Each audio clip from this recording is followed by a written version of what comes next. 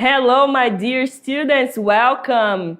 Olá, meus caros estudantes, bem-vindos a mais uma aula de língua inglesa, nossa aula 18.2 agora. Vamos dar uma revisada no que a gente viu na 18.1 e fazer as atividades aí, depois tirar nossas dúvidas. Vamos lá, começar com a nossa aula agora. Joga aí, diretor, o slide na telinha. Nós vimos aí study in Brazil e abroad, tá? Study in Brazil e abroad na aula 18.2. Derrubei o passador, diretor. Derrubei o passador, a professora quebrando equipamento aqui, né? E aí? Deixa eu ver como é que o que eu fiz aqui, Jesus. Ai! Vamos lá, continuar com a nossa aula. Aqui, Study Brasil e Abroad, nós vimos que as universidades federais e os institutos federais ali são as principais formas de ingresso, tá? Então, as principais formas de ingresso nós vimos de cada um deles são a nota do Exame Nacional do Ensino Médio, que é o nosso conhecidíssimo e temido Enem, né? Temido aí pela maioria dos estudantes. A seleção pelo sistema de seleção pelo sistema de seleção unificada, seleção duas vezes, né? Mas é porque esse nome aqui tem seleção no meio. Então, temos aqui o nosso SISU, que é para onde você manda a sua nota do Enem para tentar ingressar nas universidades de qualquer local do Brasil. Então, e temos alguns casos aqui vimos que tem vestibulares próprios, né? Em alguns casos também.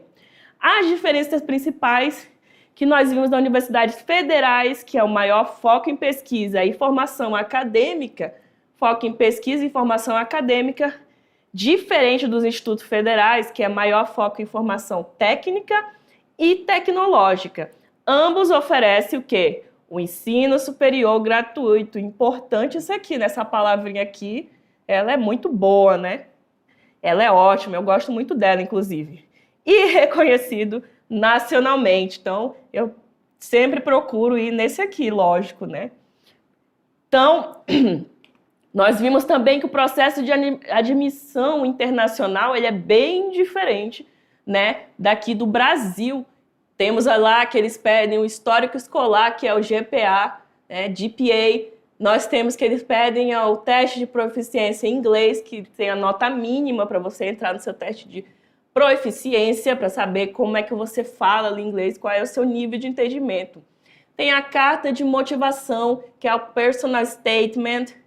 Tem as atividades extracurriculares e as cartas de recomendação, que eles pedem também. Vimos tudo isso na última aula.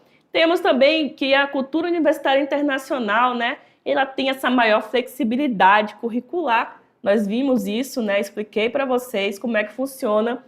Tem a possibilidade de escolher ou mudar de área, né? Porque a gente tem o sistema de major e minor lá, né? Que é aquele sistema de poder mudar ali, escolhe ali o major, mas você se forma em alguma coisa ali dentro desse major ali e você consegue mudar de área ali com mais flexibilidade. Temos também a participação ativa em sala e projetos que nós vimos, né? A participação ativa em sala e projeto que eles dão muito valor lá, é bem importante. E lá o aluno ele é avaliado de forma mais completa, não apenas por uma prova. Então, ele é avaliado por tudo isso aqui e mais um pouquinho, tá? Então, não é só a prova que avalia, uma prova só que avalia o estudante. Os programas com bolsas e apoio financeiro, mostrei para vocês ali sobre as bolsas e apoio financeiro. Temos a coordenação de aperfeiçoamento de pessoal de nível superior, que é a CAPES, Conselho Nacional de Desenvolvimento Científico e Tecnológico, que é o CNPq, e outros programas internacionais, intercâmbios, que são pagos, né? Você contrata de forma particular e faz ali o seu intercâmbio, que é bem bacana também, se você tiver como investir, é um investimento bem interessante. Principais benefícios, tá? Os principais benefícios são o desenvolvimento do inglês, autonomia e crescimento pessoal, experiência intercultural, valorização no currículo e ampliação de oportunidades acadêmicas e profissionais. Então, estudar no Brasil ou no exterior depende de planejamento, objetivos e dedicação, né? Então eu vou deixar aí vocês aí com as nossas atividades para vocês darem uma praticada e já a gente volta para revisar, tirar as dúvidas.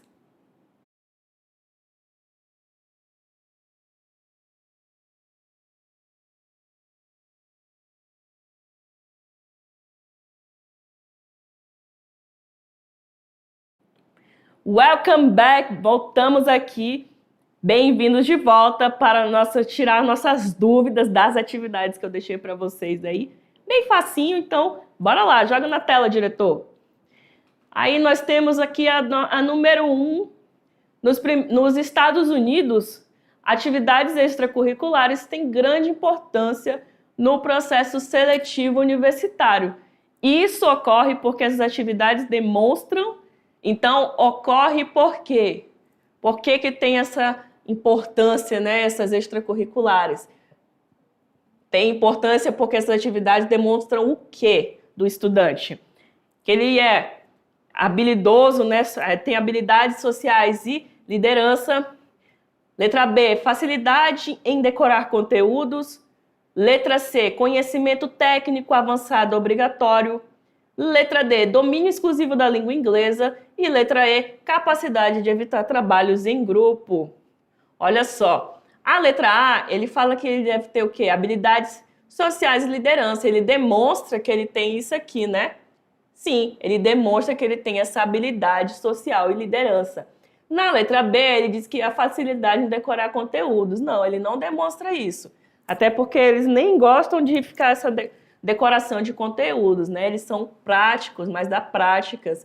Por isso que eles cobram tanta atividades extracurriculares que elas vão demonstrar isso aqui.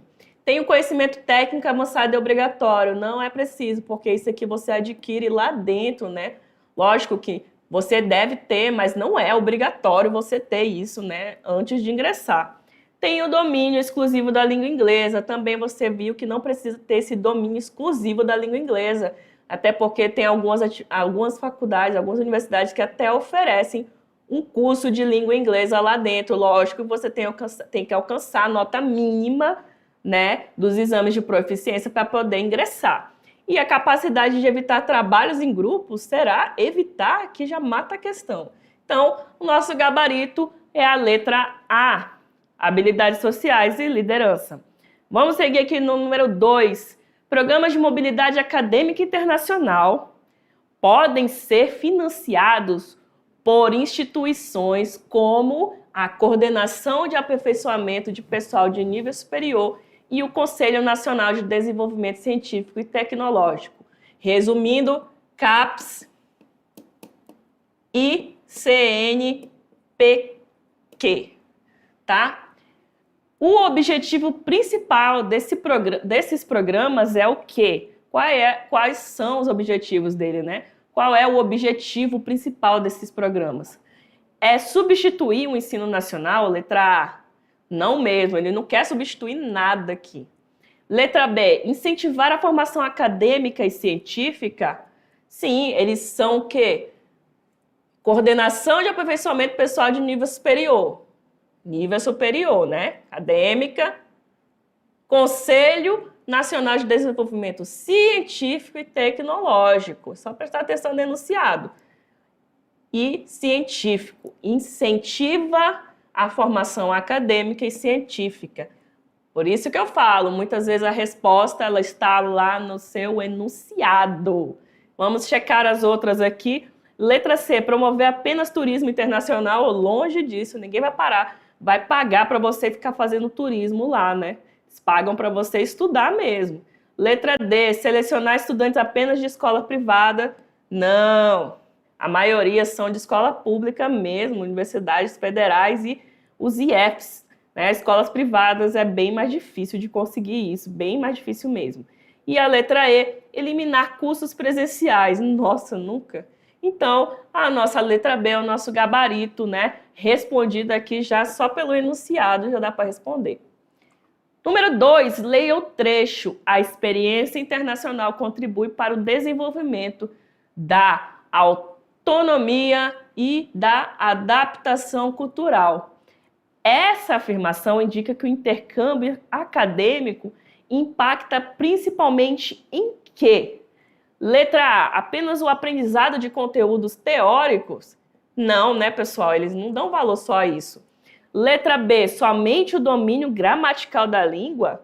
Será? Lógico que não, não vai lá para estudar gramática, né? Letra C, competências pessoais e interculturais. Olha aqui, uma competência pessoal é o quê? Autonomia. E uma competência intercultural é o quê? Adaptação cultural. Então, mais uma vez, o seu enunciado respondendo a sua questão. Gabarito aqui a letra C, mas vamos conferir o resto. Letra D, exclusivamente o desempenho em provas, não é, você sabe até que ele não analisa só por uma prova só, o aluno. E a letra E, apenas o conhecimento tecnológico. Não também, ele não quer só esse conhecimento de você, ele quer um ser humano, né, capaz de fazer muitas coisas. Então, o nosso gabarito, letra C, competências pessoais e interculturais. Aqui, mais uma vez, o seu enunciado respondendo a sua questão.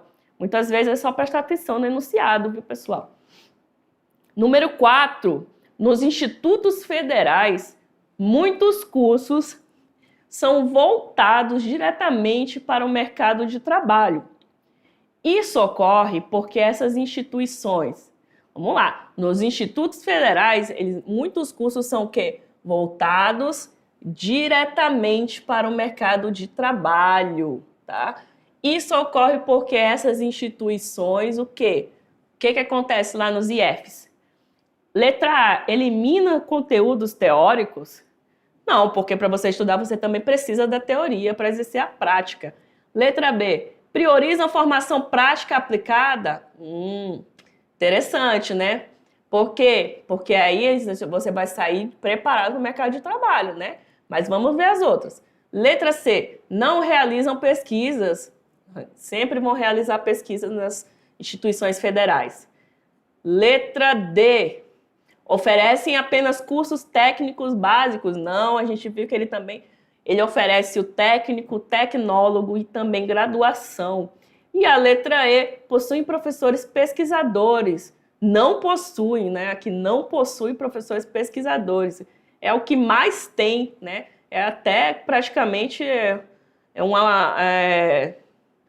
quase um acordo, né, de contrato ser pesquisador lá no IFRO, né? Praticamente isso, o professor tem que ser pesquisador no IFRO, né? Não é que ele tem ali umas horas para pesquisa nas suas horas de trabalho, então ele incentiva muito o professor pesquisador lá dentro do IFRO. Então essa aqui não é o nosso gabarito. O nosso gabarito vai ser o quê? A letra B, né? Porque ele prioriza, né, a formação prática e a formação prática aplicada, né? Ele prioriza isso aqui, ó. Por isso que ele já vem voltado para o mercado de trabalho, tá? Muitos cursos, não todos, mas muitos deles são.